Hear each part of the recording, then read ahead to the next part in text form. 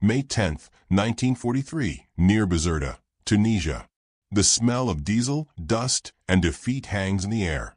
A convoy of American M3 half-tracks grinds across the North African plain, their olive-drab hulls coated in sand.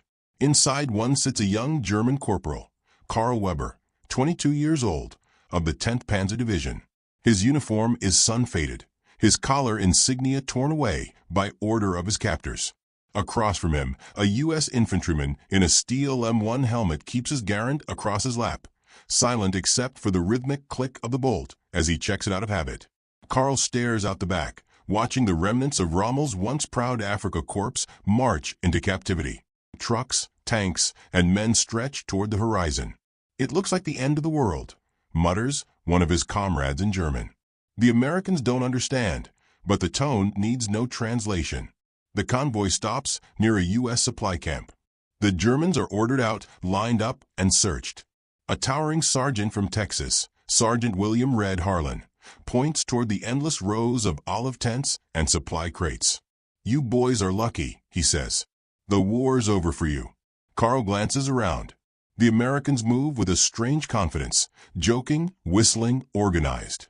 He sees trucks being repaired, crates of ammunition stacked with mechanical precision, soldiers eating canned rations as if hunger were a rumor. Back home, his unit had struggled for weeks just to get fuel. Here, it seems limitless.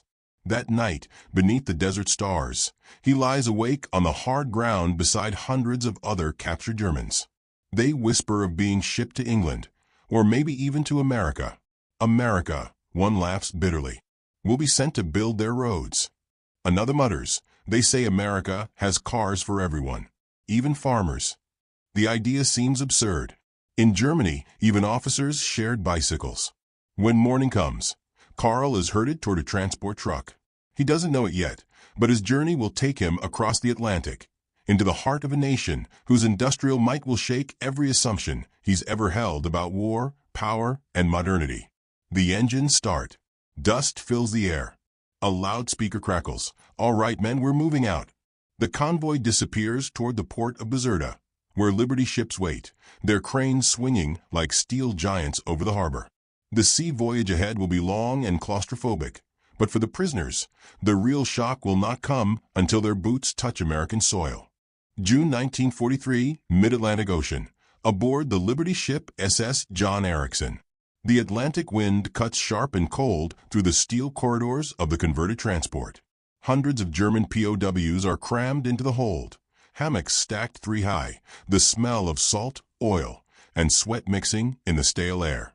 Guards patrol with carbines slung over their shoulders, their faces young, farm boys from Iowa and Kansas who'd never left home before this war.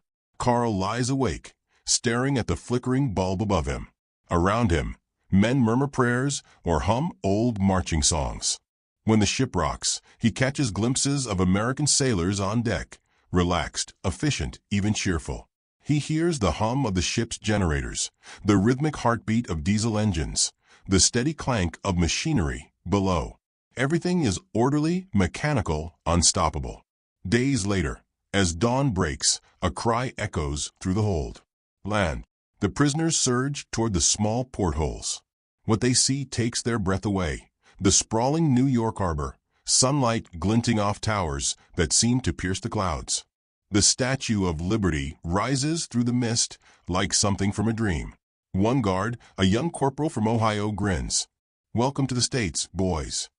The Germans are silent.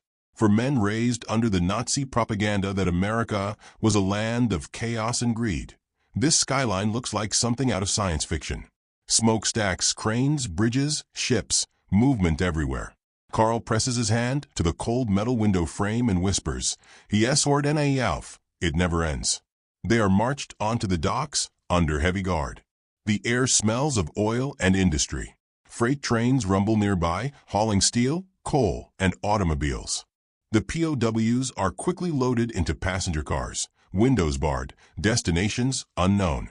Outside the train yards, endless rows of warehouses, locomotives, and freight cars blur by in a haze of motion. One of the older sergeants, Heinrich Keller, mutters, "Now I understand how they can send so many tanks." Carl nods, eyes fixed on a passing line of trucks, each one gleaming, identical, brand new. The journey inland begins, thousands of miles through the industrial heart of America. Each town, each factory, each bridge leaves the prisoners more silent, more bewildered. They expected hardship and rationing. Instead, they find a land roaring with production, a machine that seems incapable of stopping. As the train thunders westward through Pennsylvania's steel valleys, Carl watches sparks fly from the furnaces at Bethlehem Steel. Beside him, a fellow prisoner murmurs, this is how they fight. With machines. He's right. And by the time they reach their final destination, a POW camp in Kansas, surrounded by golden wheat fields and guarded by barbed wire, the shock has already settled deep in their bones. July 1943, somewhere between Chicago and Omaha.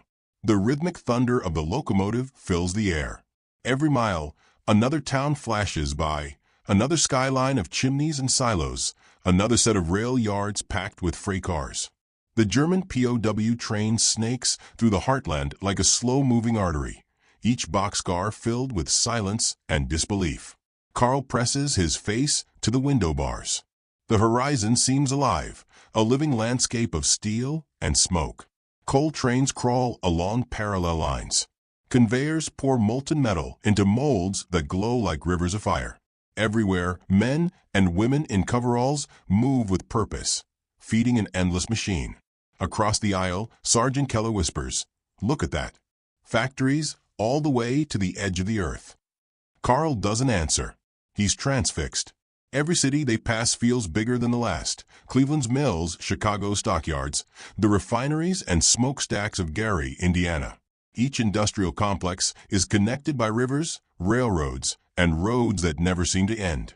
For men raised on the myth of German efficiency, the sight is staggering.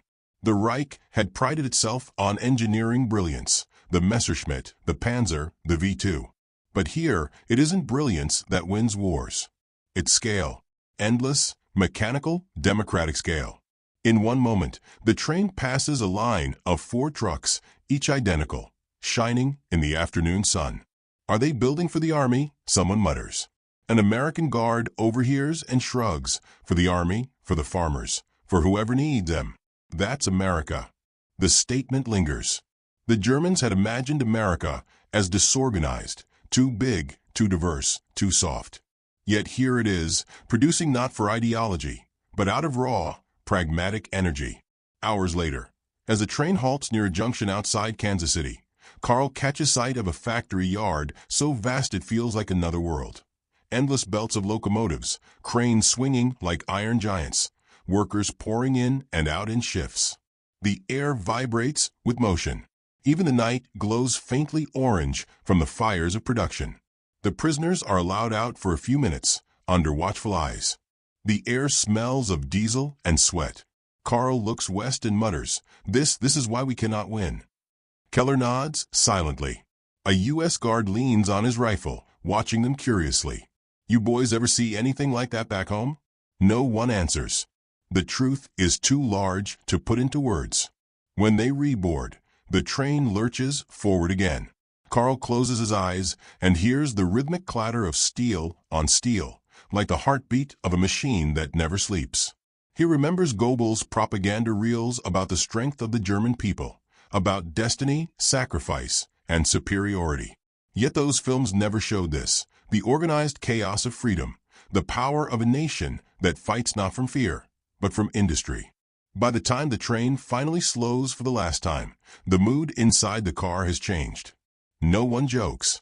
No one boasts. The reality of what they've seen has quietly dismantled something inside them, a faith, perhaps, or a delusion. The door slides open. Hot, dry air rushes in. They have arrived at Camp Concordia, Kansas, one of the largest German POW camps in America. Barbed wire fences glint in the sunlight. Watchtowers rise above fields of wheat. In the distance, a tractor hums through the farmland. The sound soft but relentless. As they step off the train, Carl glances back one last time.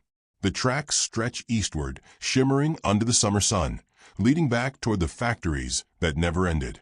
He realizes he has just traveled through the very engine of victory, and there was no propaganda strong enough to deny it. Inside the camp, life will settle into routine. Roll calls, meals, labor details, endless days. But the memory of that journey, the unbroken chain of steel and smoke across a continent, will linger. Years later, when the war is over, when men like Carl return to a bombed-out homeland, they will speak of this vision, the vision of a land that could outbuild the world. And for many, that train ride across America will mark the moment they stop believing in the invincibility of the Reich. August 1943, Camp Concordia, Kansas. The sun beats down on the Kansas plains. Dust swirls between the long rows of wooden barracks, and the faint hum of cicadas merges with the clank of tools. Within the barbed wire perimeters, thousands of German POWs live a strange half-existence, prisoners of war, yet surrounded by a nation that seems almost indifferent to their presence. Carl Weber wakes early, as he always does, out of habit. The routine is military, though softened by American pragmatism. Roll call at sunrise, breakfast of oatmeal and coffee, then off to assigned labor details. Some men work the nearby wheat fields, others repair farm machinery, and a few, like Carl, are assigned to the camp's carpentry shop. The guards are firm, but not cruel. They wear clean uniforms, smoke Lucky Strikes, and talk about baseball, ration coupons, and their families back home. Many of them treat the Germans with a casual politeness that confuses the prisoners. "Mornin', Carl," one guard says, tipping his helmet. "Try not to saw your hand off today." For men raised under years of Nazi indoctrination about the decadence and corruption of America, this quiet decency is disarming. They were told they'd be starved, beaten, humiliated. Instead, they are well-fed, well-clothed, and, most shockingly, respected. During lunch breaks, the prisoners sit under makeshift awnings, eating sandwiches and staring out across miles of farmland. Tractors crawl across the horizon, pulling plows that seem to move forever. "They have machines for everything," mutters Keller, shading his eyes. "Back home, we'd need 50 men for that field." Carl nods silently. Even here, in captivity, he feels the pulse of American industry. A passing freight train in the distance carries tanks and jeeps westward, each car marked Detroit Ordnance. It becomes a ritual. Every time a train passes, conversation stops. The Germans count the cars, watch the endless procession of steel, and whisper the same words again. It never ends. In the evenings, the prisoners gather for music and conversation. Some play accordions, others carve small figures from scrap wood. A few discuss the war, quietly, carefully. Rumors spread that Berlin is under constant bombardment, that Hamburg is burning, that the Allies are landing in Italy. One night, a former Luftwaffe mechanic named Hans Reuter speaks softly to the group. "You know what I saw on the way here?" he begins. "In Ohio, there was a factory, just one factory, building aircraft engines. They said it produced more in a week than all of our plants in the Ruhr combined." 1 week. The others stare in silence. Reuter looks down at his hands. They have no shortages, no bombing raids, no fear. For many, the realization is unbearable. To admit that the war is lost is to accept that everything they believed about strength, destiny, superiority was a lie. Yet the evidence surrounds them every day: the food, the trains, the constant motion of a nation at work. Over time, the camp begins to feel less like a prison and more like a mirror, a place where these men confront the truth about the world beyond the Reich's propaganda. They write letters home, some censored but heartfelt. "The Americans," one writes, "live as if the war is only a distant rumor. Their land is untouched, their people unbroken." Carl keeps a small notebook, sketching what he sees: the locomotives, the tractors, the grain silos, the bridges stretching across wide rivers. Each drawing feels like a confession. The more he records, the clearer it becomes. Germany, for all its soldiers and science, had never truly understood what kind of enemy it faced. Autumn arrives. The wheat turns gold, and the prisoners are taken out to help harvest. Carl rides on a combine for the first time. The machine roars beneath him, gears humming. blades slicing through acres with effortless precision. He can't help but feel awe, not at the power of war, but at the power of creation. As the sun sets, casting the prairie in molten light, he looks westward. Maybe, he says quietly, this is what victory really looks like. Keller, beside him, doesn't reply. He just watches the horizon, the same endless line of sky and steel that has haunted every prisoner since the moment they first saw America. For them, the war is already over. February 1944, Camp Concordia, Kansas. The Kansas winter arrives with a stillness that feels foreign to men who once marched beneath the desert sun. Snow covers the barracks roofs in soft white layers, muffling sound. The wind cuts across the open plains, sweeping through the guard towers and barbed wire fences. Inside, Carl Weber sits at a wooden table, his breath visible in the cold air. Before him lies a single sheet of paper stamped Jeppert, U.S. Censor. He's writing a letter home, one of the few lifelines to the world beyond. Liebe Mutter, he begins.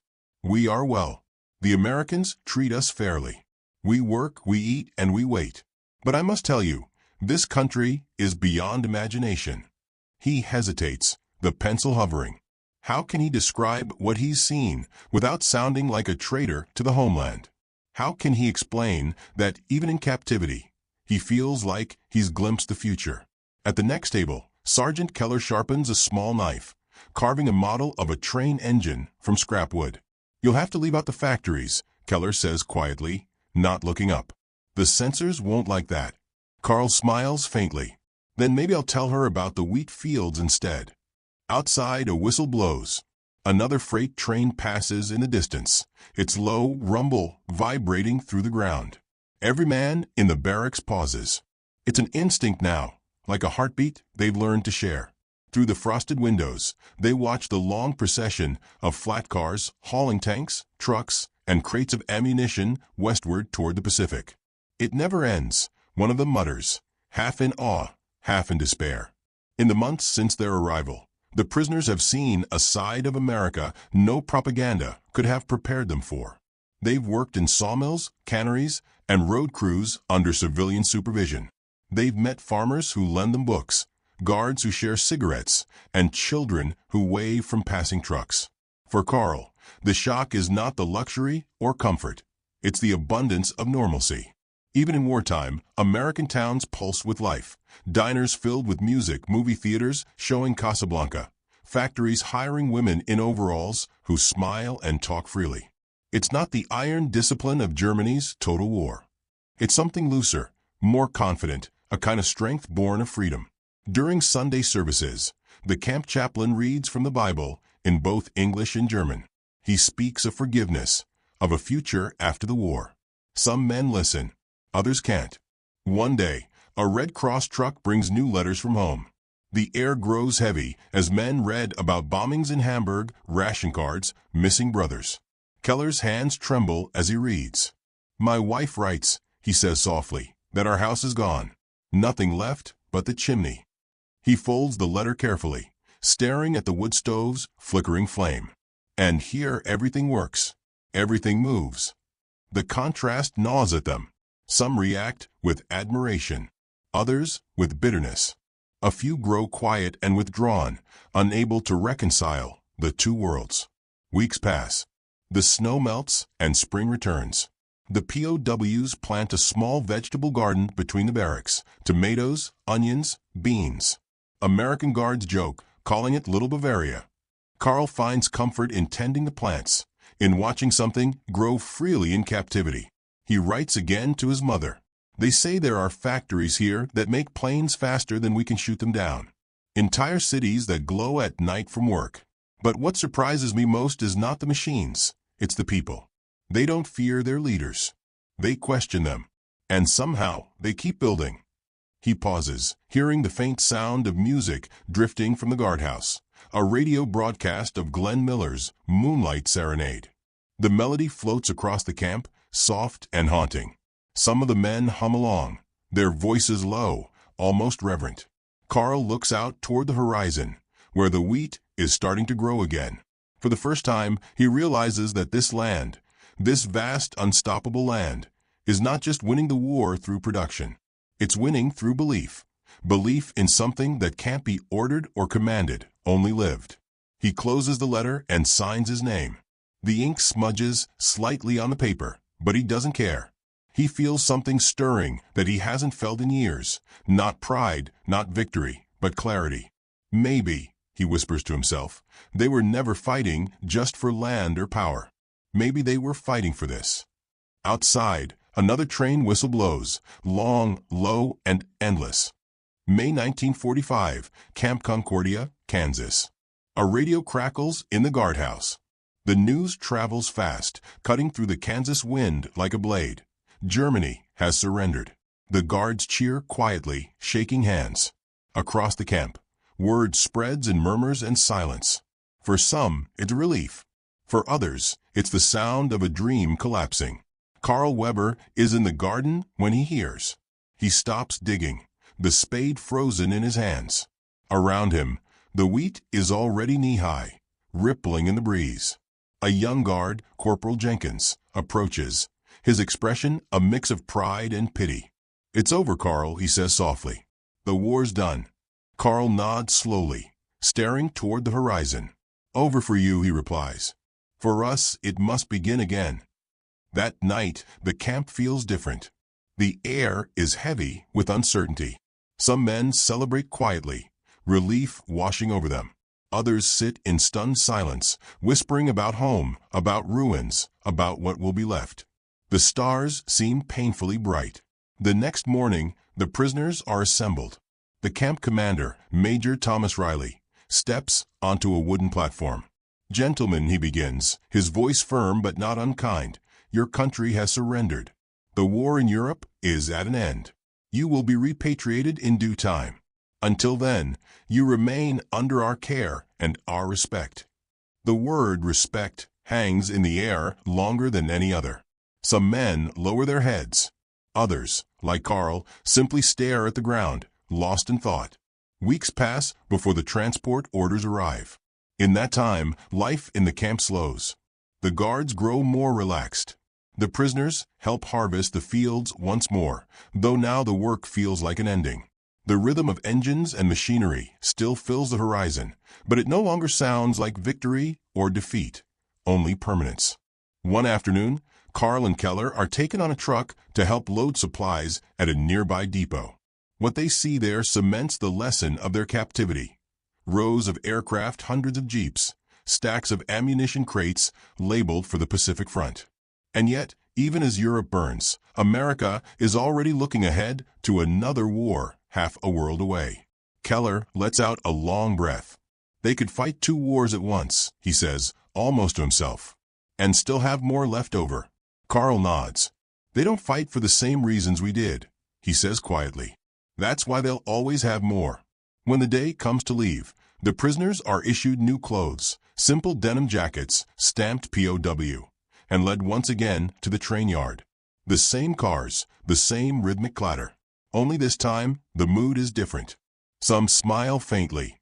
Others look out the windows one last time. As the train moves east, Carl sees again what first broke his faith 2 years earlier. The endless cities, the factories, the railroads, the cranes. Smoke rises from chimneys in 1,000 towns, and in every direction, the landscape hums with motion. He realizes now that this great machine of freedom, is America's true army. Not its soldiers, not its generals, but its people. In New York, they are loaded onto Liberty ships once again, bound not for conquest but for homecoming. The harbor glows at dusk, skyscrapers outlined against a purple sky. Carl leans on the rail beside Keller, watching the lights flicker on across Manhattan. "Do you think Germany could ever be like this?" Keller asks. Carl thinks for a long time before answering. "Maybe," he says, "if we build, not destroy." The engines rumble to life. The ship turns slowly toward the Atlantic, leaving behind the skyline that once seemed to scrape heaven itself. As it recedes, Carl whispers the words he had spoken that first day in New York. "Yes, Hort and I auf." But now they carry a different meaning. Not despair, but awe. Not defeat, but a strange, humbled respect. When he finally steps off the ship months later, onto a shattered dock in Bremerhaven, he carries no souvenirs, only a worn sketchbook filled with drawings of American bridges, trains, and factories. He keeps it hidden for years, showing it only to his son decades later, when the boy asks what the war was like. Carl's answer is simple. We thought we were the most advanced nation on Earth. But then we saw America and learned what power really looks like. Not the power to destroy, but the power to build. The boy looks at him, puzzled. Did you hate them, Father? Carl smiles faintly, looking out the window toward the humming city beyond. No, he says. I learned from them. The sound of a passing train fills the silence, fading slowly into the distance, steady, unstoppable, eternal. Yendi.